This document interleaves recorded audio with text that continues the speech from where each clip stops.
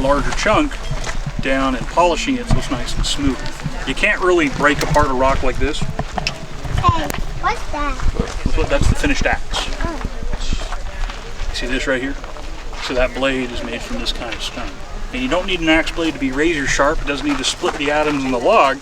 You just need it sharp enough to pierce into the wood and heavy enough that the force of the swing, when you go to knock this down, it's going to break the log.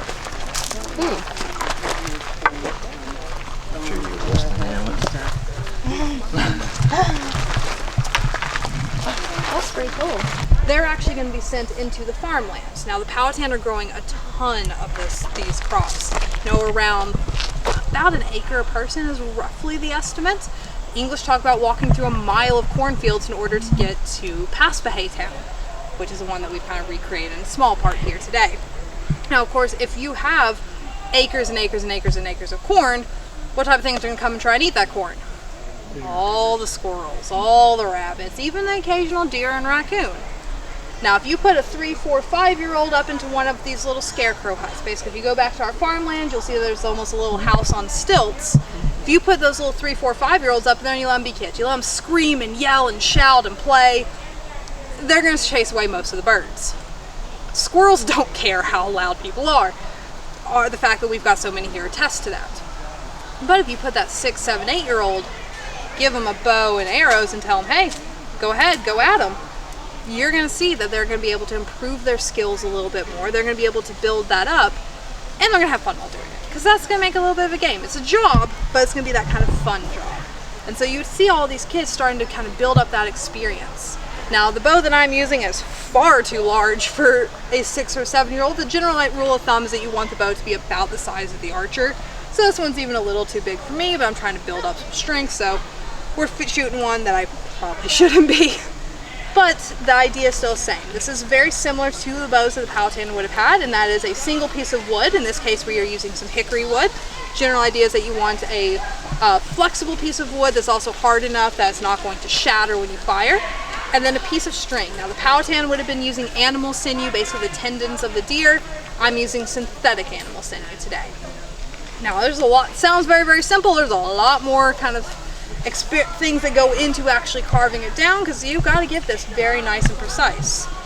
Along with making their bows, of course, the Powhatan would need to be making the arrows. And I've got some over here that I'm happy to pass around if anyone wants to look at them here. When you guys think of arrows and you think of the arrowheads, what do you typically think of them being made out of? Anyone got a guess? You expect stone, you expect rocks, you expect flint. That tends to be what we think of the most. And that's what we find a lot of archaeologically. And we know the Powhatan are making stone arrowheads. They're making different things out of quartz and quartzite, which is what's readily available in this area. But we do have some evidence that they are using flint, jasper, rocks that are not found in this area. So there's a trade going on with tribes further west to get these rocks, to make better arrowheads. Now, rock can get very, very sharp. So if you're looking for one that's going to cut and take that critter down, stone is your best bet. But I've got another one here. We'll pass this one around too. When you look, yeah, those kids can be. Sometimes we get a little bit noisy around here, but hey, we like it because that means he would have been a fool. Right. Right. But we see other individuals who are coming over here who, some of them might be escaping debt collectors, some of them might be living by the seat of their pants, some of them are going paycheck to paycheck. Even if they're of the upper class, just because you're upper class does not mean you have money. It means you're supposed to live like you have money. So, who knows? Maybe all of those guys are running away from debt collectors. Could be. Okay. All right.